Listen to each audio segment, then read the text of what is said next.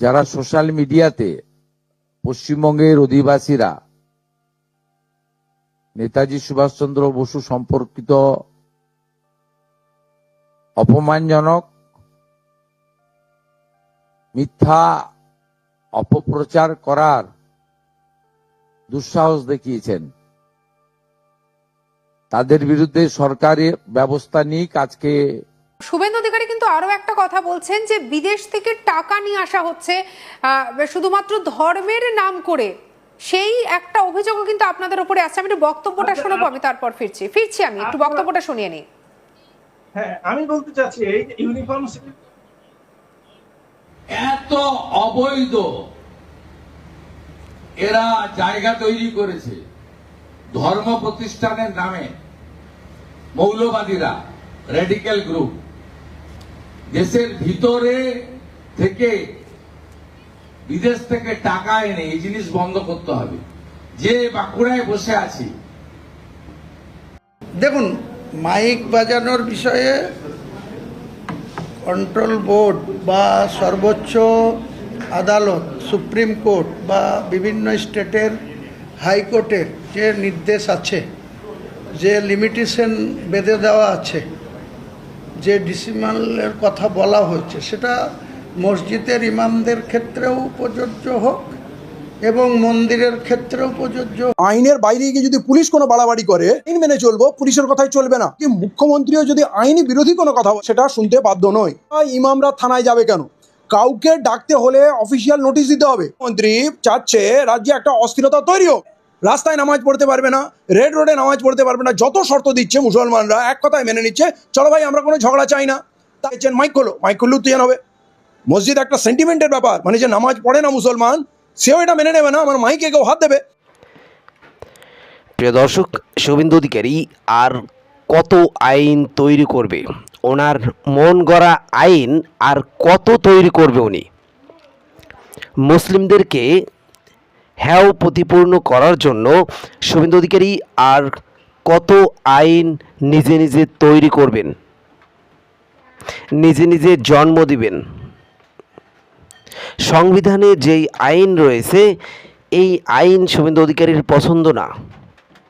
এবারে এমন আইন আনতে যাচ্ছেন যেই আইনে লেখা থাকবে কোনো মুসলমানদেরকে জমি বিক্রি করা হবে না।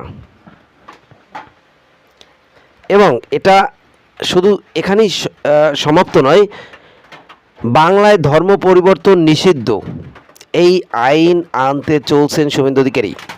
কারণ বাংলাতে, মানে পশ্চিমবঙ্গের ভিতরে নাকি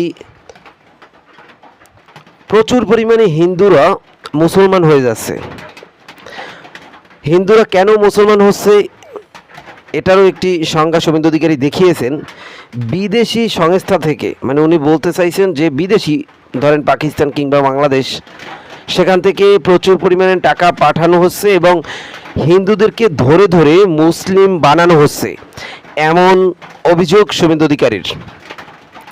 এটা অনেকেই ভাবতে পারেন যে আমি মন গড়া কথা বলতেছি, কিন্তু না, আমি আপনাদেরকে প্রমাণ দেখাবো এই ভিডিও শেষ অংশে। পুরো ভিডিও দেখতে থাকুন, তাহলে আপনি বুঝতে পারবেন। এখন কথা হচ্ছে, কে মুসলিম ধর্ম ছেড়ে হিন্দু ধর্মে জয়েন করবেন, আবার হিন্দু ধর্ম ছেড়ে মুসলিম ধর্মে জয়েন করবেন, এটা একমাত্র তার ব্যক্তিগত ব্যাপার। এই স্বাধীনতা তো তাকে রাষ্ট্র দিয়েছেন। একটা বিশেষ করে ভারতবর্ষে প্রত্যেকটি ধর্মের মানুষ এখানে বসবাস করে এবং এখানে থাকার যোগ্যতা রাখে, এই অধিকার রাখে এবং এই অধিকার তাকে সংবিধান দিয়েছেন। তো সংবিধানের সেই আইনকে অমান্য করে শুভেন্দু অধিকারী নিজের মন গড়া আইন তৈরি করতে যাচ্ছেন, তাও একটি না কয়েকটি। কিন্তু সবথেকে হাস্যকর বিষয় হচ্ছে, উনি এত আইন তৈরি করার পরেও সেই আইনগুলি আদালতে টেকে না। আদালতে তাকে থাপ্পড় মেরে, চড় মেরে পাঠিয়ে দেওয়া হয়। উনি গুন্ডা দমন আইন তৈরি করেছেন যে মুসলিমদেরকে গুন্ডা বানিয়ে একের পর এক জেলে ঢুকাবেন। উনি আইন তৈরি করেছেন যে কাউকে যদি সন্দেহ হয় তাকে 1 বছরের জন্য গ্রেফতার করে রাখা যাবে, বিশেষ করে মুসলিমদের, এবং তারা কোনো প্রকার আদালতে যেতে পারবে না, তারা কোনো প্রকার কোনো জায়গায় নালিশ জানাতে পারবে না, বিচার পাওয়ার জন্য কোথাও যেতে পারবে না। তো এমন এমন আইন শুভেন্দু অধিকারী ইতিপূর্বে এনেছেন, কিন্তু সেই আইন দিয়ে কোনো কাজ হয়নি, সেই আইন আদালত বাতিল করে দিয়েছেন। তো এসব আইনও টিকবে না। মুসলিমরা জমি কিনবে না কিনবে সেটা একমাত্র তাদের ব্যাপার, একান্তই তাদের ব্যাপার। সেখানে আপনি নাক গলাতে কে? আপনি মুখ্যমন্ত্রীর দায়িত্ব পালন করবেন, কিন্তু সেখানে মুসলিমদের এত বছর মুসলিমরা জমি কেনাবেচা করে নাই? অবশ্যই করেছেন, কিন্তু আপনি আজকের দিনে আপনি ক্ষমতায় আসার সাথে সাথে 3 মাসের ভিতরে ইতিমধ্যে তো শুভেন্দু অধিকারীর দিক থেকে মুখ ঘুরিয়ে নিয়েছেন। শুভেন্দু অধিকারী আপনি যদি খেয়াল করেন দেখবেন বিভিন্ন চ্যানেলগুলি আপনার যেগুলি এতদিন পা চেটেছে, আপনার সে পা চাটা চ্যানেলগুলি আপনার থেকে মুখ ঘুরিয়ে নিয়েছেন। বিশেষ করে আরামবাগ টিভির শফিকুল, উনি কিন্তু এখন ভিডিও বানাতেছে না বর্তমানে। যেখানে উনি প্রতি দৈনিক 4টা-5টা ভিডিও বানাতো, সেখানে আজকে শুভেন্দু অধিকারীর উপর বিরক্ত হয়ে আর কত বলা যায়, আর কত অভিনয় করে, আর কত পা চাটা যায়। পা চাটতে মানে চামড়া উঠে গেছে, এমন অবস্থা হয়েছে। তো ফাইনালি কিন্তু শফিকুল ইসলাম তিনি ভিডিও করা বাদ দিয়ে দিয়েছেন, প্রশংসামূলক ভিডিও করা বাদ দিয়ে দিয়েছেন। কারণ শুভেন্দু অধিকারী ক্ষমতায় আসার আগে মানুষকে প্রতিশ্রুতি দিয়েছেন বিভিন্ন রকমের, সেগুলি কোনোটাই তিনি রক্ষা করতে পারেননি। তিনি শুধু আছেন মুসলিমদের নিয়ে, মুসলিমদের কীভাবে প্রতিপন্ন করবেন, মুসলিমদের কী করবেন, কার বিচার করবেন, কাকে জেলে ঢুকাবেন, কাকে মামলা দেবেন, এই বিষয়গুলি নিয়ে সব সময় উনি পড়ে থাকেন। উনি উন্নয়নের দিকে একদমই তাকান না। উনি কারেন্টের দাম কমান না, গ্যাসের দাম কমান না, পানির দাম কমান না, উনি সারাদিন মুসলিমদের পিছনেই লেগে থাকে। তো মুসলিমদেরকে জমি বিক্রি করা যাবে না এমন আইন শুভেন্দু অধিকারী পাশ করতে যাচ্ছেন খুব শীঘ্রই। অন্যদিকে মসজিদের মাইক, সেটা নিয়ে তো তর্ক বিতর্ক চলছে, এবং এটা শুভেন্দু অধিকারী এখন অস্বীকার যাচ্ছেন যে তিনি নাকি কোনো প্রকার মাইক খুলতে বলেননি। তো তিনি যদি মাইক খুলতে না বলেন, তার পুলিশ কেন মাইকগুলি খুলে ফেললো? এবং যখন পুজো হয় কিংবা নির্বাচনী প্রচার প্রচারণা হয়, তখন বড় বড় সাউন্ড বক্স বাজিয়ে এলাকার মাটিগুলি কাঁপিয়ে ফেলে, তখন আসলে অসুবিধা হয় না। কিন্তু 5 ওয়াক্ত আজান দিলে অনেক বড় সমস্যা হয়ে যায়, স্কুল কলেজের ছাত্রছাত্রীদের লেখাপড়ায় অসুবিধা হয়। এটা মানুষ বোঝে যে আসলে এটা শুভেন্দু অধিকারী কেন করে। এদিকে বিজেপির কয়েকজন নেতা, একজন না, এদিকে বিজেপির কয়েকজন নেতারাই নেতাজি সুভাষচন্দ্র বসুকে অপমান করে কথা বলেছেন। আর এর তীব্র প্রতিবাদ জানিয়েছেন নওশাদ সিদ্দিকী, আব্বাস সিদ্দিকী, ইমতিয়াজ, আর রাজনৈতিক বিশ্লেষক অনেকেই এর তীব্র প্রতিবাদ জানিয়েছেন যে কেন বিজেপির নেতারা সুভাষচন্দ্র বসুকে নিয়ে এরকম কথা বললেন। এরকম সে বিষয়ে কিন্তু অনেকেই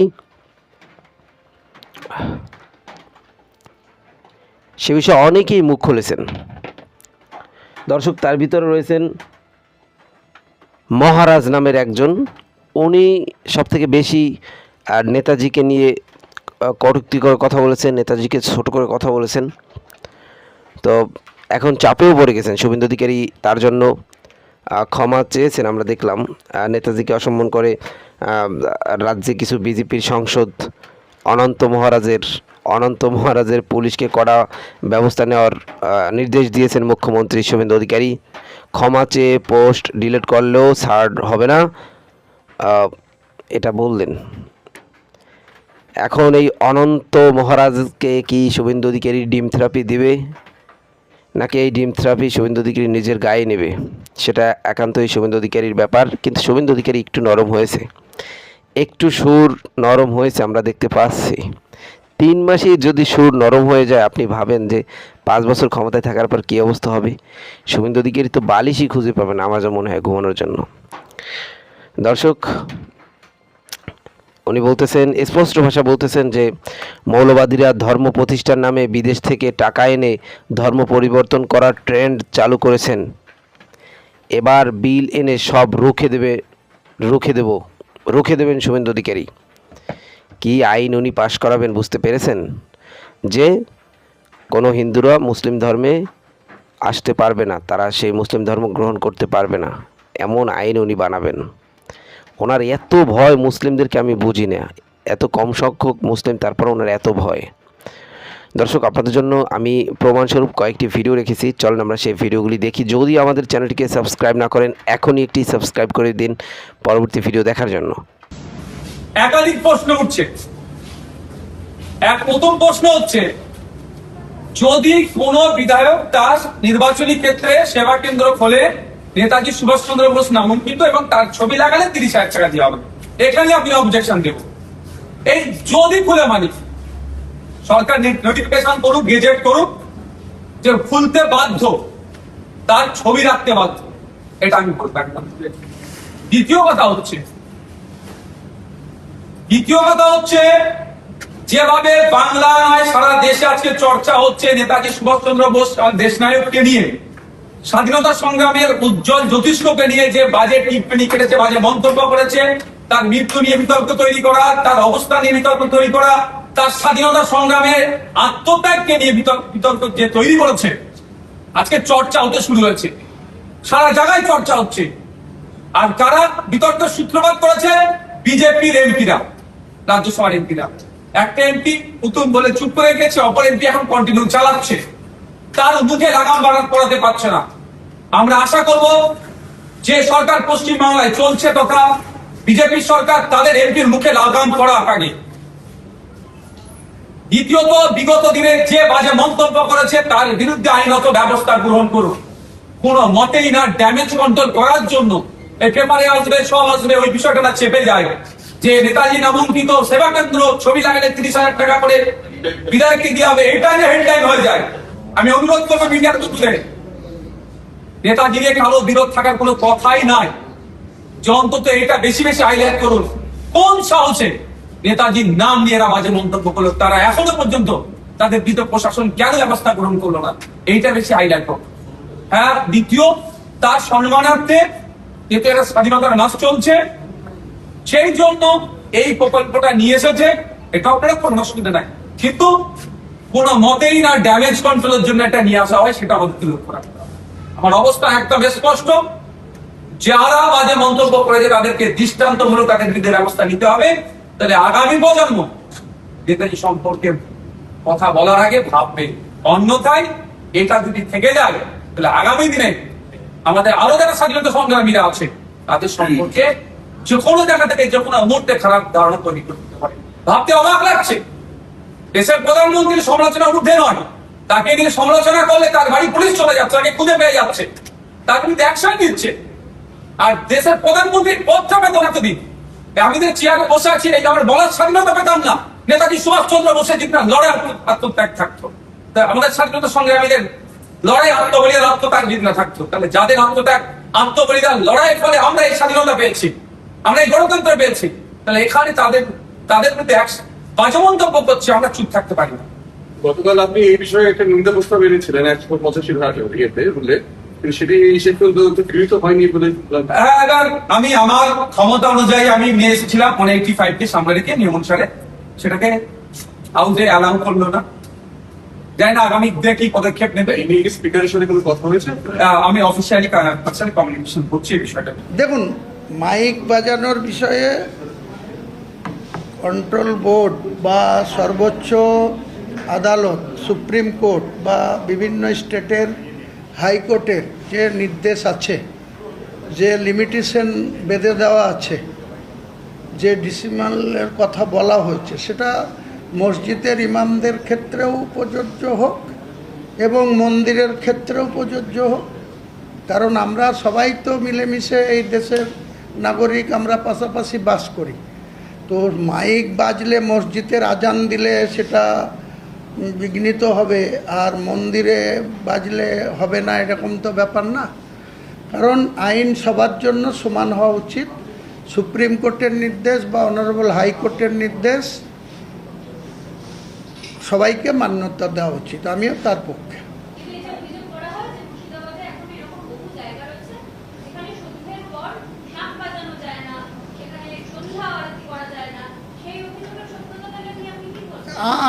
আমাদের নলেজে নেই, আপনাকে কে অভিযোগ করেছে জানি না।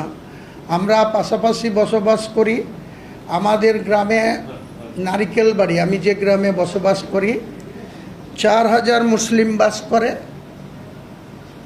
400 জন হিন্দু বাস করে। তাদের শাক বাজাতেও কোনো অসুবিধা হয় না, পাশেই গঙ্গা ঘাট আছে, গঙ্গা স্নান করতে যেতেও অসুবিধা হয় না। তাদের মৃত্যু মারা গেলে সেখানে ঘাটে দাহ করতেও আমরাও চলে যাই। কাজেই প্রচার অনেক কিছু থাকে, কিন্তু আমরা যখন পাশাপাশি বসবাস করি, আমরা 63 বছর 7 মাস বয়স আমার, এখন পর্যন্ত 400 জন আর 4000 জন, আপনি নারকেলবাড়ি মৌজা, আপনি কত নম্বর বুথ আর কত মুসলিম পপুলেশন কত হিন্দু পপুলেশন দেখে নেন, কোনো সমস্যা আজ পর্যন্ত হয়নি, আগামী দিনেও হবে না। বিক্ষিপ্তভাবে শক্তিপুর থানা, যেটা এখন আইনের বাইরে গিয়ে যদি পুলিশ কোনো বাড়াবাড়ি করে, আইন মেনে চলবো, পুলিশের কথাই চলবে না। কি মুখ্যমন্ত্রীও যদি আইনি বিরোধী কোনো কথা বলে, সেটা শুনতে বাধ্য নয়। ইমামরা থানায় যাবে কেন? কাউকে ডাকতে হলে অফিসিয়াল নোটিশ দিতে হবে। মন্ত্রী চাচ্ছে রাজ্যে একটা অস্থিরতা তৈরি হোক, রাস্তায় নামাজ পড়তে পারবে না, রেড রোডে নামাজ পড়তে পারবে না, যত শর্ত দিচ্ছে মুসলমানরা এক কথায় মেনে নিচ্ছে, চলো ভাই আমরা কোনো ঝগড়া চাই না। তাই মাইক খোলো, মাইক খুললে উত্তেজন হবে। মসজিদ একটা সেন্টিমেন্টের ব্যাপার, মানে যে নামাজ পড়ে না মুসলমান, সেও এটা মেনে নেবে না আমার মাইকে কেউ হাত দেবে। অতএব ওরা খুঁচাচ্ছে কি করে মুসলমান গরম হবে, কিছু গন্ডগোল করবে, কারণ মুসলমান গন্ডগোল না করলে তো ওদের প্রাণে শান্তি হচ্ছে না, লোককে গ্রেপ্তার করবো, কেস দেবো। অতএব এই সরকার চাচ্ছে গন্ডগোল, মুসলমানদের খুব সাবধান হতে হবে, কোনোভাবে আইনের বাইরে কোনো কাজ করবো না। পুলিশ যদি ডাইরেক্ট মাইক খোলে, তাহলে পুলিশের ভিডিও করে রাখো, আদালতে তার এগেনস্টে যাও, কমপ্লেন করো, তার নাম ঠিকানা জেনে যাও। এবং সার্ভের নামে মসজিদে মসজিদে যে একটা ভুয়ো কাগজ দিয়ে যাচ্ছে, তার অথরিটি কে কেউ জানে না। মুসলমানদের বলবো, বিজেপি সরকার প্রচণ্ড বিপদে আছে, এবং কেন্দ্রে নরেন্দ্র মোদী যায় বিজেপি পড়ে যায়। আর এইখানে অলরেডি ডিম থেরাপি তো থেমে গেছে, এখন বিজেপির নেতারা ঘেরাও হচ্ছে, এমএলএ, পঞ্চায়েত প্রধান, বিডিও সবাই ঘেরা হচ্ছে, এবং মহিলারা ঘিরছে। এবং সব থেকে বড় কথা, আমি 1000বার স্যালুট করি আমার হিন্দু ভাই বোনেদের, মায়েদের, তারা যেভাবে প্রকাশ্যে এসে বলছে যে আজানে আমাদের কোনো অসুবিধা নেই, আজান হলে আমাদের সুবিধা, আমরা সময় বুঝতে পারি, এটা দুপুর হয়ে গেল, এটা বিকাল হয়ে গেল, এটা সন্ধ্যা হয়ে গেল, আমাদের মাঠে ঘাটে কাজ করি, হাতে ঘড়ি না থাকলে বুঝতে পারি, আর আজানে আমাদের কোনো আপত্তি নেই। শুভেন্দু অধিকারী আরেকবার মুখ পোড়ালেন, গরু কোরবানি বন্ধ করিয়ে যেভাবে উনি হিন্দুদের রোশানলে পড়েছেন, আজান বন্ধ করার চেষ্টা, মাইক খোলার চেষ্টা, তাতে প্রতিবাদে হিন্দু মা বোনেরা ভাইরা যেভাবে প্রতিবাদে নেমেছে, আমার মনে হয় মুসলমানদের এইটা নিয়ে পথে নামা, আন্দোলন করা, এইসব কিছু করার দরকার নেই। আসলে এই শুভেন্দু অধিকারীর সরকার চাইছে আমরা প্রতিবাদী হবো, ওদিক থেকে হিন্দুরা নামবে, হিন্দুদের এক গ্রুপ তো নেমেই গেছে, এদিক থেকে মুসলমানরা নামবে, কন্টেস্ট এটাই হবে, আলোচনা এটাই হবে। মূল সমস্যা যে বাংলাকে এই 3 মাসে যে ধ্বংস করেছে, জীবন জীবিকা ধ্বংস করেছে, যে আতঙ্ক তৈরি হয়েছে, সেটা থেকে নজর ঘোরানোর এইটা পরিকল্পনা। মুসলমানরা আইনি পথে হাঁটুক, কোনোভাবেই পথে নামবে না, কোনো আন্দোলনে যাবে না, একটু ধৈর্য ধরুক, এই সরকার হোঁচট খেয়ে মুখ থুবড়ে পড়বে। আমরা দেখতে পাচ্ছি যে রাজ্যের বিভিন্ন মসজিদ বা ধর্মীয় স্থান, মন্দিরেও মাইক নামিয়ে দিতে বলছে প্রশাসন, এবং এমন একটা নোটিশ দিচ্ছে, সেই নোটিশের কোনো আইনি সারবত্তা নেই। আর বিশেষ করে বেশ কিছু গ্রামাঞ্চলের থানাগুলো, সেই থানাগুলো ইমাম সাহেব এবং মুয়াজ্জিন সাহেবকে বারবার ডাকছে। ইমাম মুয়াজ্জিন সাহেব সেই থানার বড়বাবুর সাথে দেখা করে এসে বাইরে তারা বলছেন যে আমাদের সাথে খারাপ ব্যবহার করা হয়েছে, বসার জায়গা ঠিক দেওয়া হয়নি। এই প্রসঙ্গে কি বলবেন? দেশে একটা আইন আছে, সংবিধান আছে, আমরা আইন মেনে চলবো, কিন্তু আইনের বাইরে গিয়ে যদি পুলিশ কোনো বাড়াবাড়ি করে, তাহলে আমরা কিন্তু আইন মেনে চলবো, পুলিশের কথাই চলবে না। এমনকি মুখ্যমন্ত্রীও যদি আইনি বিরোধী কোনো কথা বলে, আমরা কিন্তু সেটা শুনতে বাধ্য নই। তো এই বিষয়টা এখন নিয়ে ব্যাপক তোলপাড় চলছে, যখন তখন পুলিশ চলে আসছে, থানায় ডাকছে, ইমামরা যাচ্ছে। প্রথম কথা, ইমামরা থানায় যাবে কেন? কাউকে ডাকতে হলে অফিসিয়াল নোটিশ দিতে হবে, চিঠি দিতে হবে যে এই পারপাসে থানায় ডাকা হচ্ছে, তাহলে মসজিদ কমিটি আছে, মসজিদ কমিটি ডাকা যাবে। আর যদি বলে যে মাইক খুলে দিতে হবে, সেটাও লিখিত নোটিশ দিতে হবে, কারণ এরকম কোনো নির্দেশ আদালতে নেই। আদালতের যে নির্দেশ আছে সেইটা হলো কমার্শিয়াল এরিয়াতে 65 ডেসিবেলের নিচে রাখতে হবে, রেসিডেন্সিয়াল এরিয়ায় 55 ডেসিবেলের নিচে রাখতে হবে, আর ভোরের দিকে 45 ডেসিবেলের নিচে রাখতে হবে। ভোরের দিকে এমনি শুনশান থাকে, আওয়াজ এমনি অনেক দূর পর্যন্ত যায়। তো এইটুকু যদি মানুষকে জানিয়ে দেওয়া হয়, আমার মনে হয় সবাই মেনে নেবে, কেউ আপত্তি করবে না। পুলিশ অবগতির জন্য এইটুকু জারি করতে পারে। আর মসজিদ কমিটিগুলোকে বলবো ওই মেশিনের সঙ্গে, লাউডস্পিকারের সঙ্গে ডেসিবেল মিটার ফিক্স করে নিক, তাতে ওরা নিজেরাই বুঝতে পারবে কত ডেসিবেলে আওয়াজটা হচ্ছে। কিন্তু এর জন্যে পুলিশ যে বাড়াবাড়ি করছে, এইটা সম্পূর্ণ রাজনৈতিক কর্মকাণ্ড। এটা মুখ্যমন্ত্রীর নির্দেশে বা মানে পশ্চিমবঙ্গের পরিবেশ নষ্ট করার জন্য, উত্তেজনা ছড়ানোর জন্য করা হচ্ছে। এর আগে সরকার প্রথম দফা এসে মাইকের আওয়াজ কম করিয়েছিল, সেই ঘটনা মানুষ মেনে নিয়েছে। কিন্তু এই মুখ্যমন্ত্রী চাচ্ছে রাজ্যে একটা অস্থিরতা তৈরি হোক। গরু 14 বছরের নিয়ম সীমা যখন বেঁধে দিলেন, বয়সের ঊর্ধ্বসীমা, সেই চক্করে কুরবানি গরু বন্ধ হয়ে গেল। কিন্তু দেখলো যে কোনো গণ্ডগোলই হলো না, মুসলমানরাই বললো আমরা গরু কুরবানি দেবো না।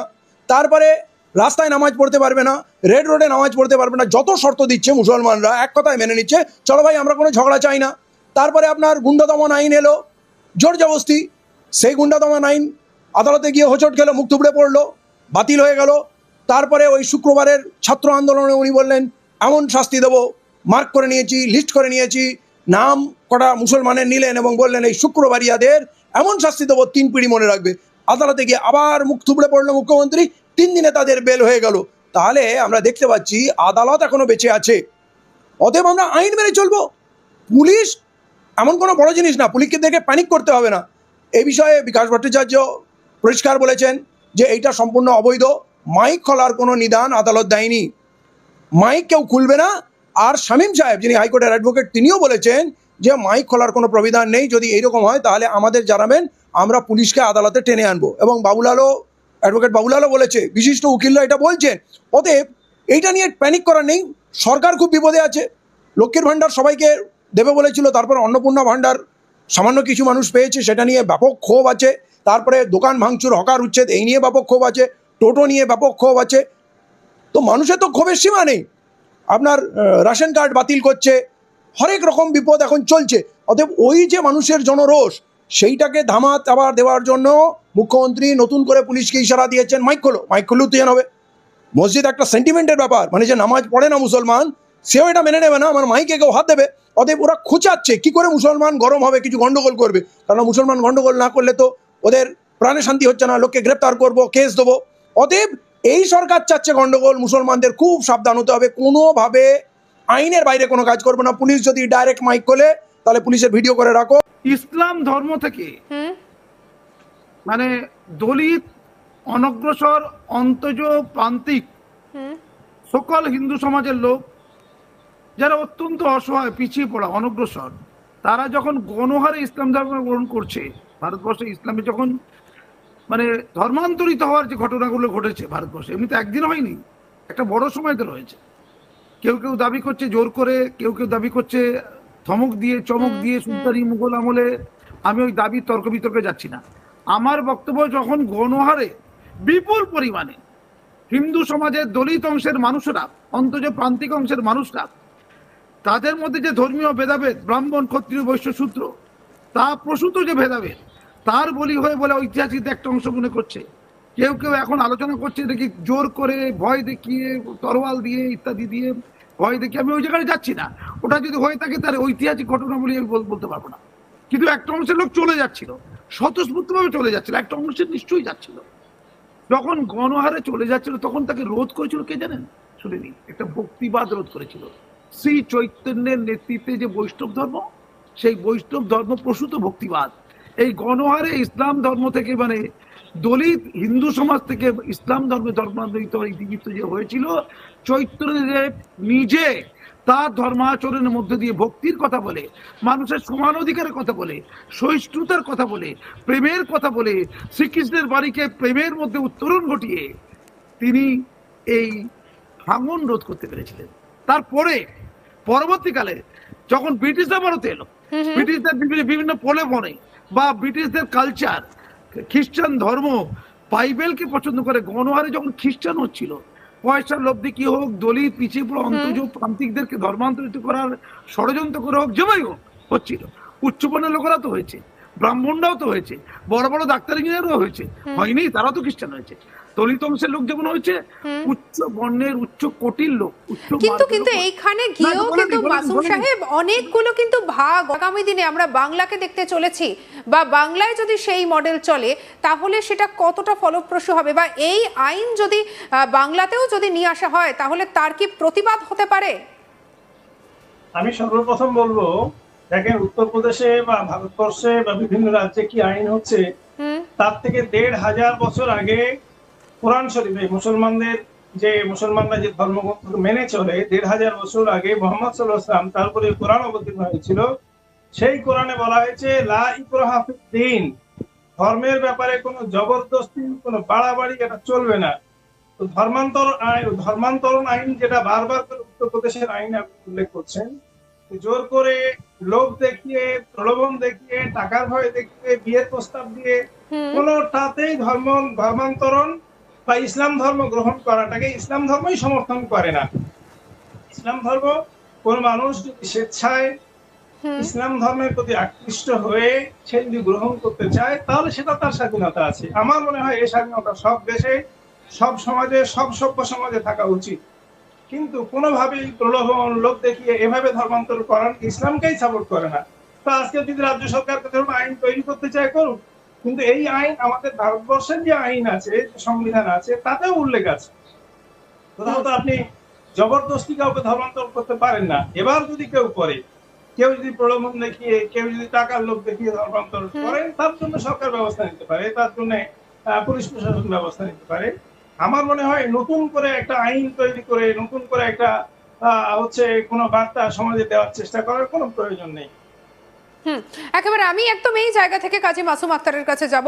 মাসুম সাহেব, আপনি কিন্তু বিভিন্ন সময় বিভিন্ন ঘটনায় আমরা দেখতে পেয়েছি, হয়তো মুসলিমদের এমন কোনো নিয়ম, এমন কোনো হয়তো জীবনযাপন পদ্ধতি যেগুলো হয়তো কোথাও একটা গিয়ে সমাজকে সমস্যার মধ্যে ফেলছে, তা নিয়ে বিভিন্ন সময় আপনি প্রতিবাদ করেছেন।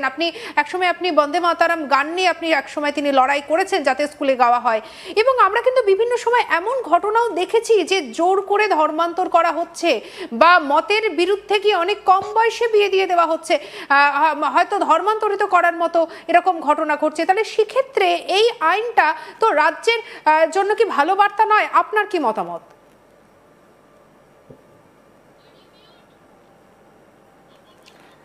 আপনার কোনো কথা আমরা শুনতে পাচ্ছি না, আপনার অডিও মিউট আছে, যদি একটু আনমিউট করে নেন। কোনো আইন যদি মানুষের হিতে হয় সেটা আমিও ওয়েলকাম করব, নুরুদ্দিন সাহেবেরও ওয়েলকাম করা উচিত।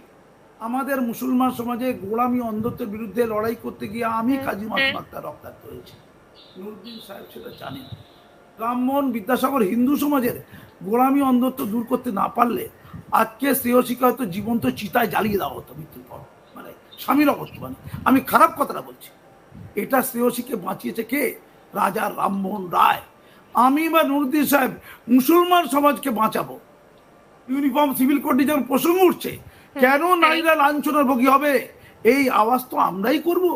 আমি এই জায়গা থেকে ইউসিসি নিয়ে কি বলেছেন মুখ্যমন্ত্রী, বক্তব্যটা আমি একটু নেব, তারপর আমি আসছি আপনার কাছে। সীমান্তে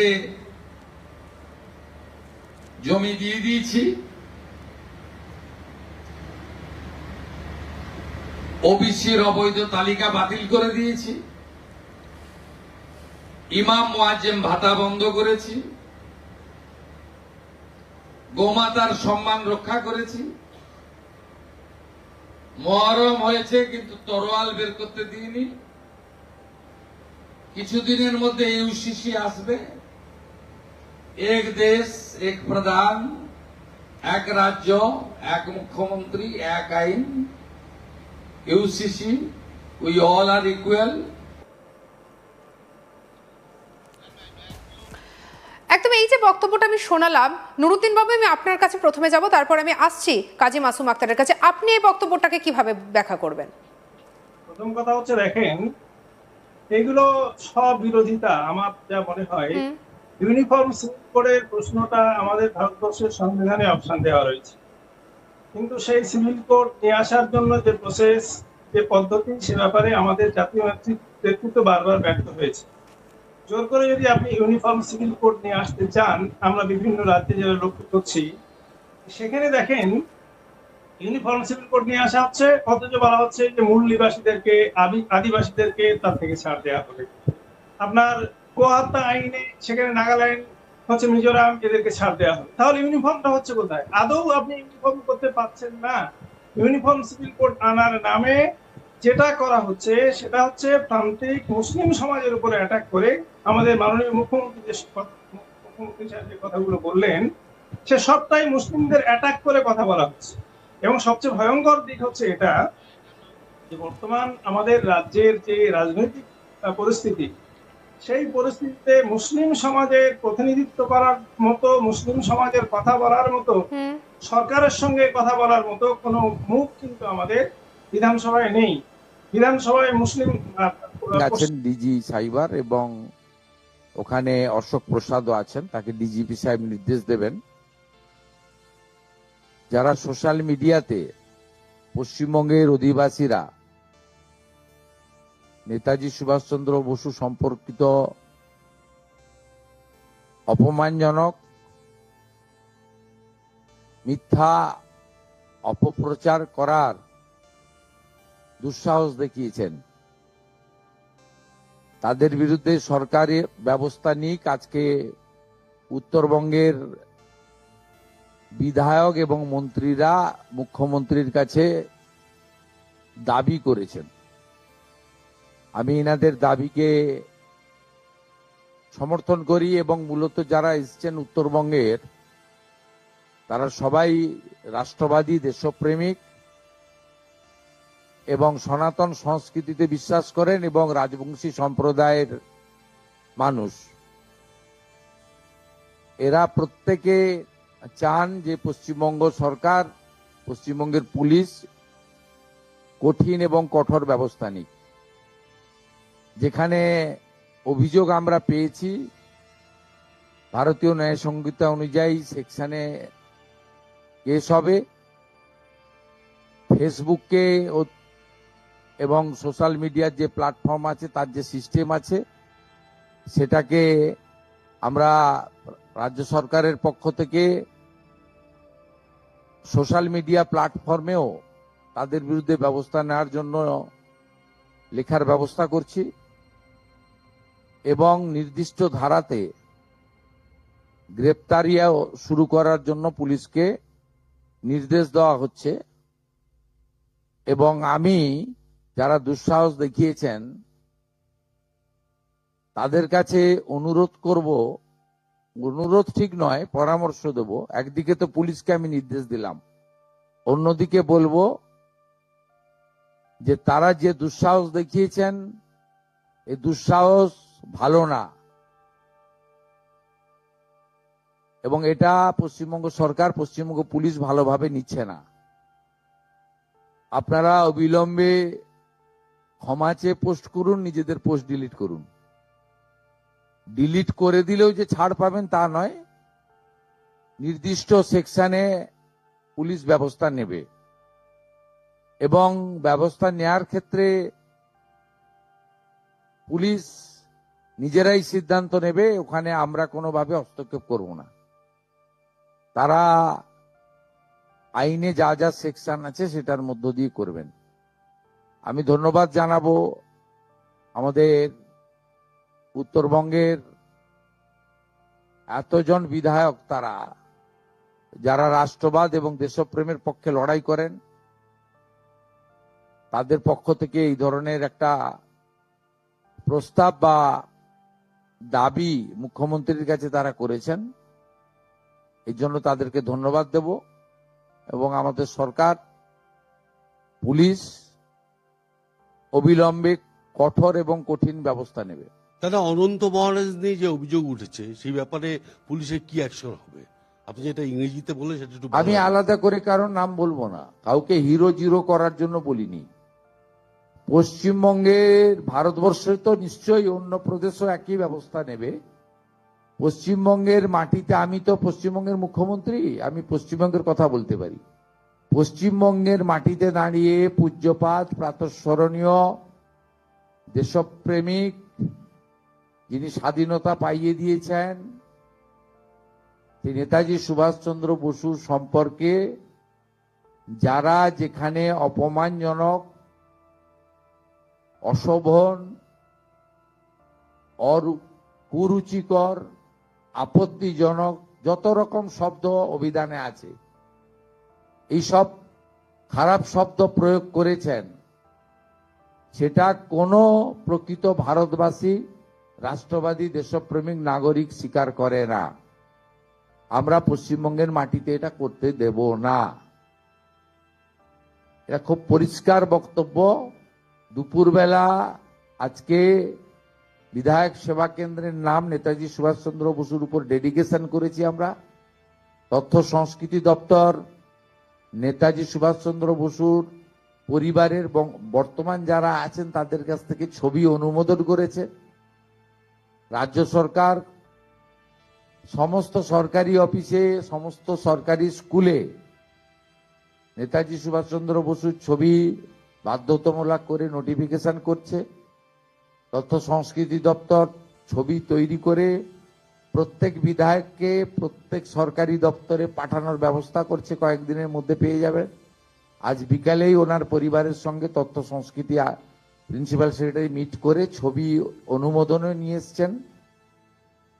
আমরা তো একদিকে এটা করেছি, সাথে সাথে যারা এই ধরনের কাজ করেছেন আমাদের সাইবার ক্রাইমের অন্তর্গত, cyber crime, social media crime এবং আমাদের পুলিশের জেনারেল বিএনএস এর অন্তর্গত যেগুলো আছে, এটা সাইবার ক্রাইমের মধ্যে হয়তো পড়ে না, কিন্তু সোশ্যাল মিডিয়ার মধ্যে যারা আছে, আমাদের ডিজিপি আছেন, ডিজিপি সাহেব নিজে এটা দেখে নেবেন।